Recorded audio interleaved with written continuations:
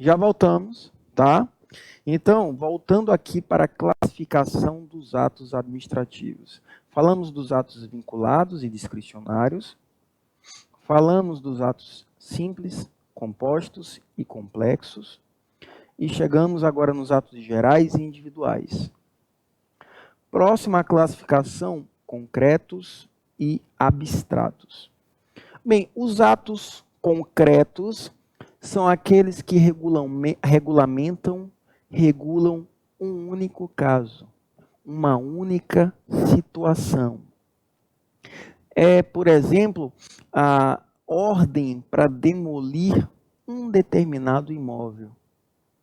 A administração pública decidiu que aquele imóvel ali, casa situada na rua tal, número tal, bairro tal, tem que ser demolida, porque ela está ocasionando sérios riscos à segurança dos transeuntes. É um ato concreto. Ela produz um efeito específico, determinado, regula uma situação certa, definida. Já o ato abstrato é aquele que não se esgota numa única situação. O ato abstrato é aquele que se aplica a várias situações. Não se esgota num único caso. Por exemplo, o regulamento do IPI. Quando a administração pública mexe no imposto, na alíquota do imposto, eu sou afetado, ele é afetado, você, ela, várias pessoas são afetadas pelo fato de simplesmente mexer na alíquota de um imposto, de um tributo devido. Então já é um ato abstrato. O ato concreto se dirige a uma pessoa determinada, a um caso específico, uma situação específica e morre ali, se esgota ali. Quando a casa é demolida, acabou.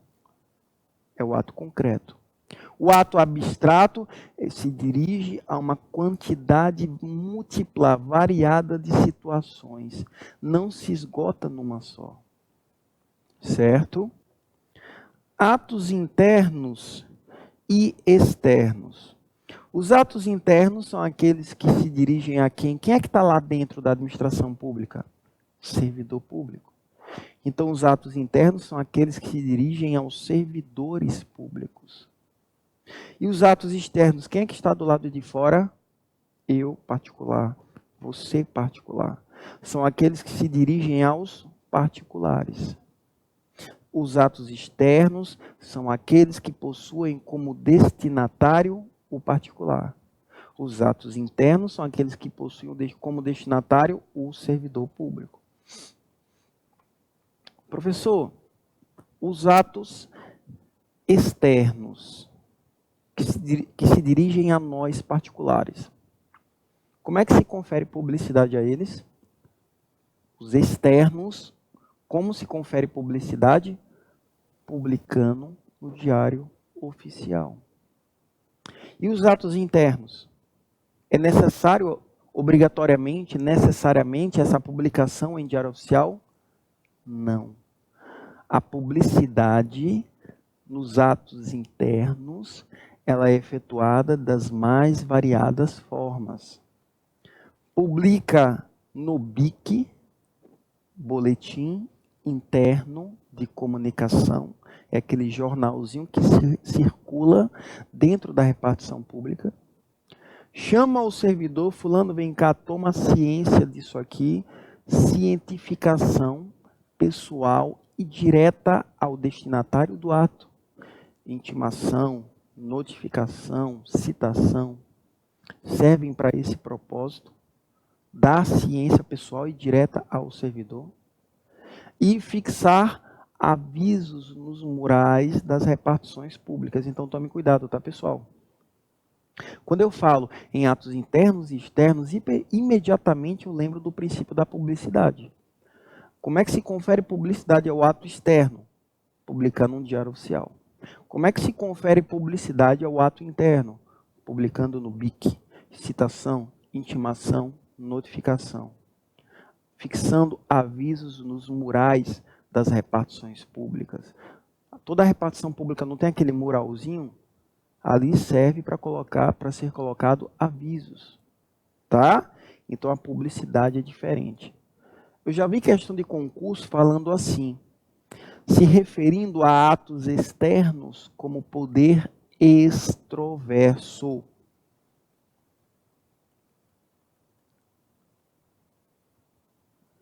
E se referindo a atos internos como um poder introverso.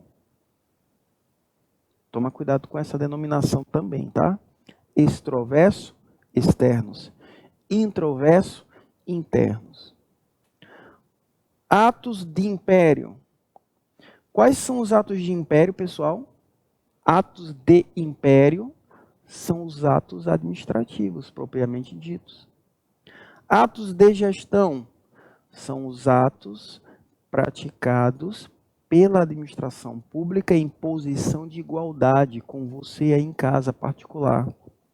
Então, você está com o seu apartamento disponível para aluguel, para locação.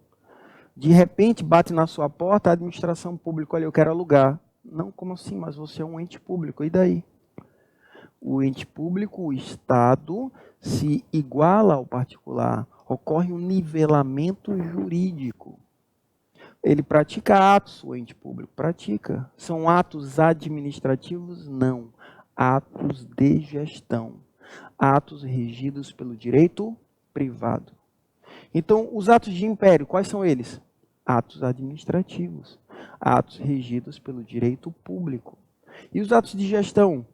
Atos regidos pelo direito privado. Exemplo de ato de império: desapropriação de imóvel, requisição de um veículo para perseguir bandidos meliantes em fuga, a concessão de uma licença, a concessão de uma autorização e etc. Exemplo: a vontade manifestada no aluguel de um imóvel, na locação de um imóvel.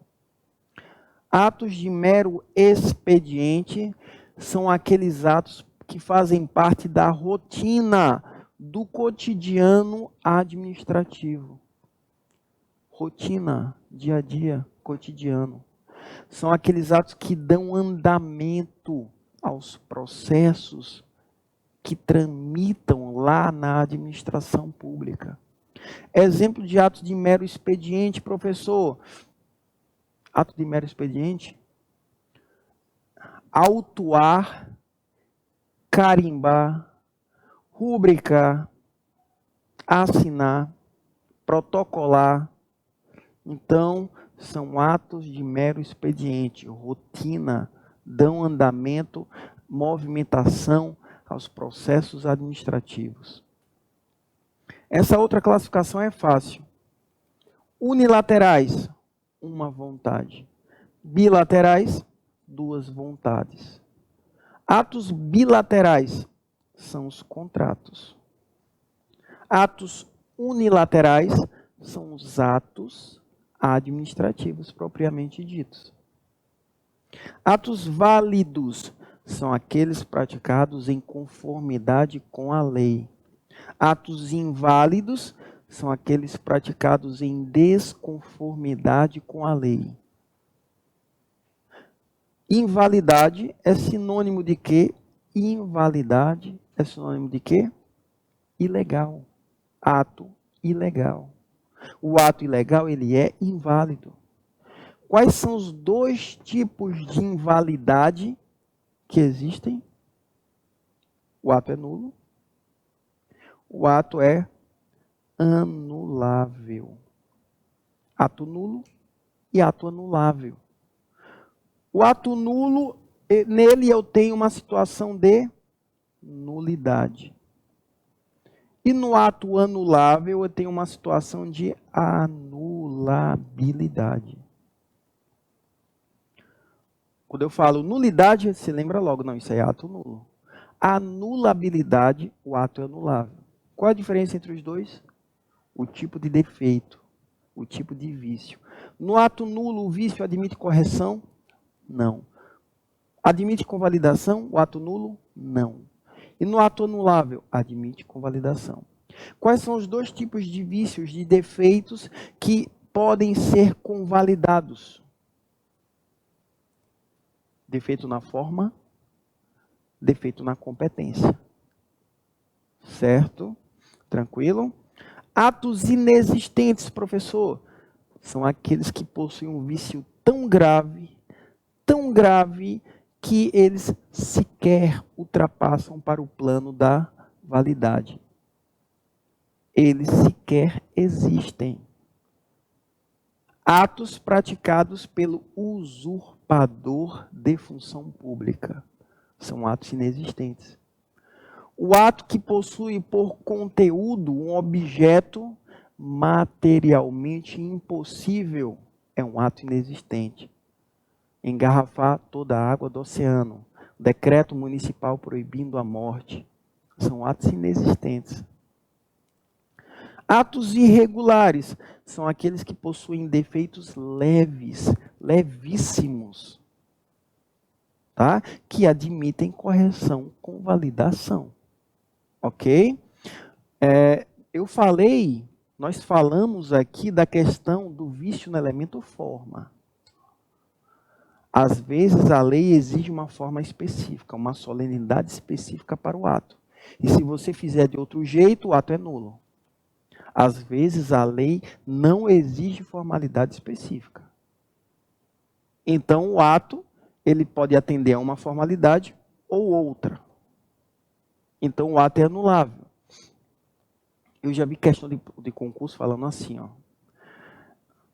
Determinado prefeito municipal determinou a desapropriação de um imóvel.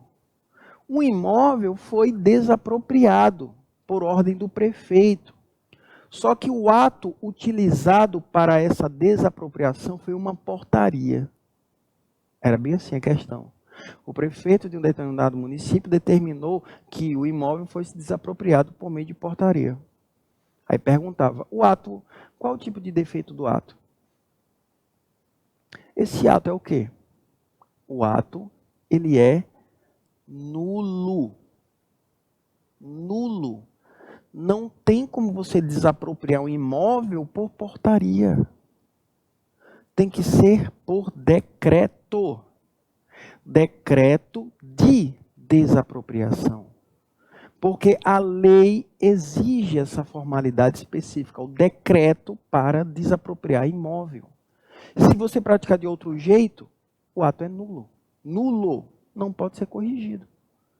Eu já vi uma outra questão falando assim, numa determinada repartição pública, o chefe do setor, o chefe do departamento, publicou determinadas instruções, determinadas ordens, por meio de circular. Quando, na realidade, deveriam ser publicados por meio de avisos. Aí a questão perguntava, qual é o tipo de defeito do ato? Defeito no elemento forma. Fez uso de circular, mas era para ser aviso. Tá, aí o ato é nulo ou anulável? Anulável. Anulável. Tá? Perfeito? Atos pendentes e consumados. Professor, o que são atos pendentes? São aqueles atos que ainda não estão produzindo seus efeitos, por quê? Porque eles estão pendentes de condição suspensiva ou termo inicial. Pendentes de condição suspensiva ou termo inicial. Professor, o que é condição suspensiva? O que é termo inicial? Veja bem. Veja bem. Deixa eu jogar aqui. Condição e termo.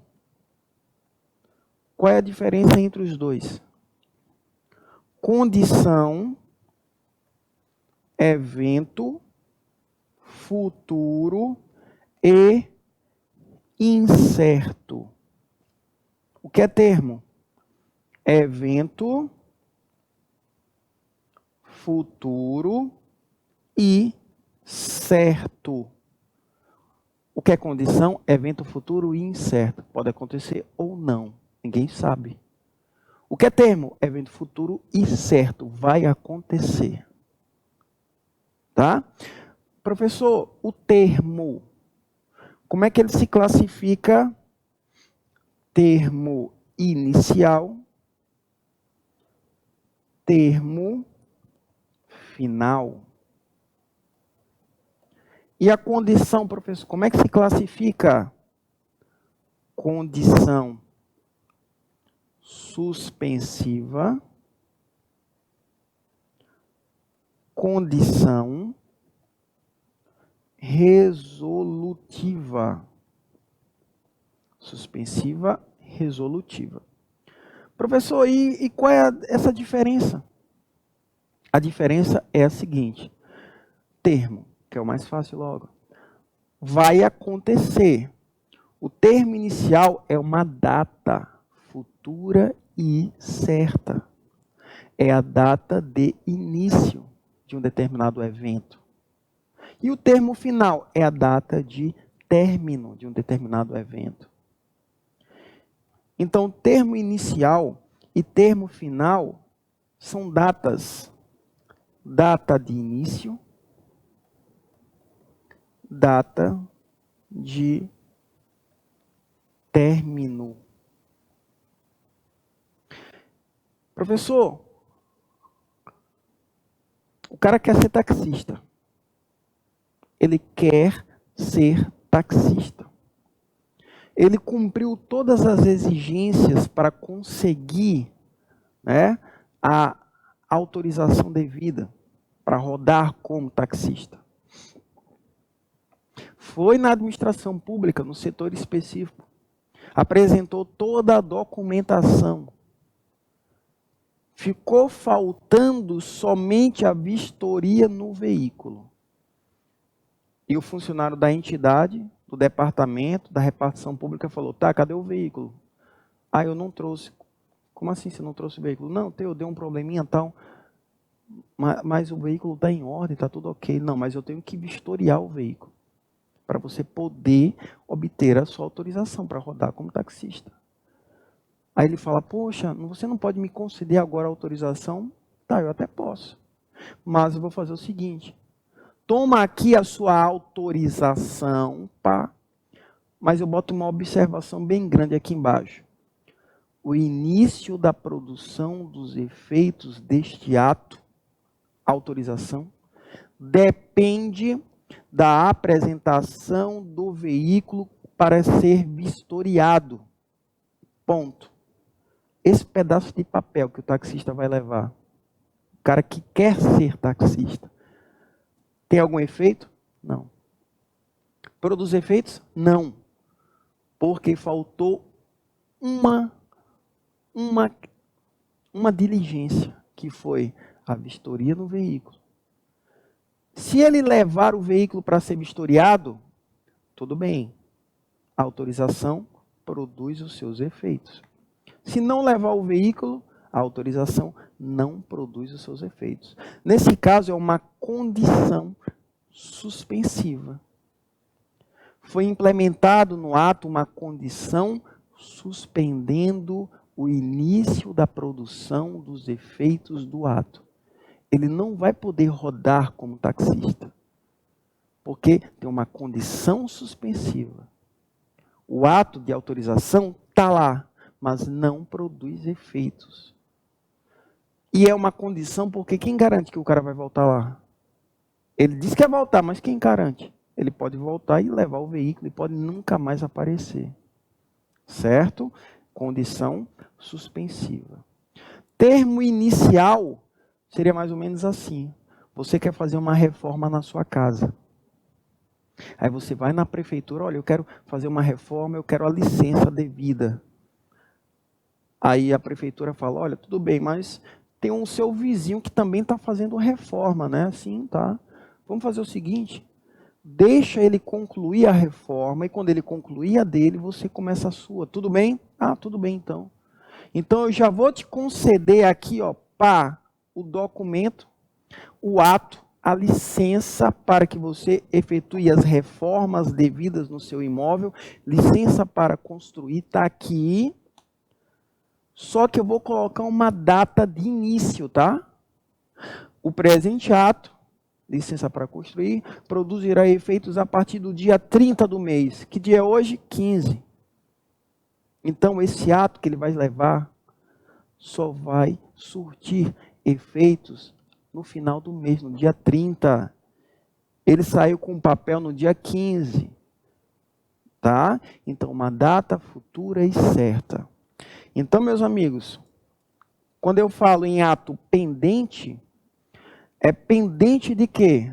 Pendente de produção de efeitos, que ainda não produz os efeitos desejados. Por que não produz os efeitos desejados? Porque você tem uma condição suspensiva ou um termo inicial. E os atos consumados são o quê? São aqueles que já exauriram os seus efeitos. São os atos que já esgotaram todos os seus efeitos. Demolição de imóvel. Foi lá e demoliu o imóvel.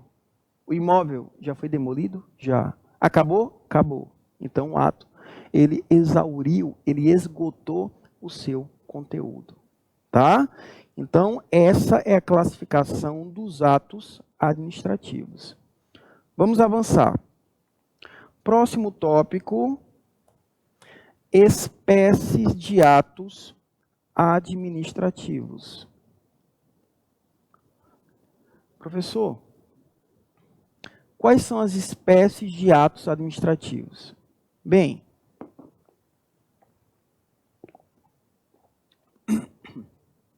mais uma vez, nós vamos nos inspirar na doutrina do Alexandre Maza, que afirma o seguinte: os atos administrativos, eles possuem as seguintes espécies: normativos, ordinatórios, negociais, enunciativos e punitivos.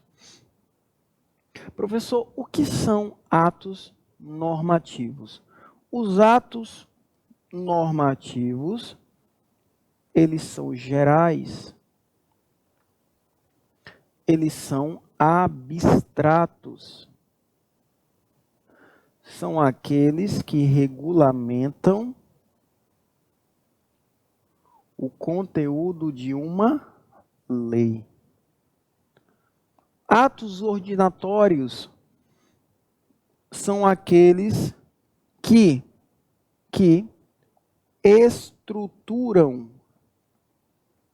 estruturação, organização e funcionamento da administração pública. A estrutura, a maneira de organizar-se, o funcionamento, todos esses aspectos estão ligados aos atos ordinatórios. São os atos ordinatórios que dão vida à administração pública. A vida interna, a rotina, os trabalhos, o exercício das funções, das atribuições.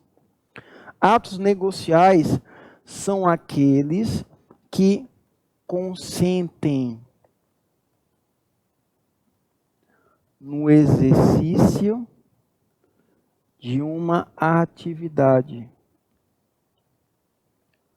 a ser desenvolvida pelo particular. Então, o ato negocial, você quer dirigir? Consinto, pode dirigir. Ah, eu quero construir a minha casa, eu quero reformar o meu imóvel. Pode reformar, consinto.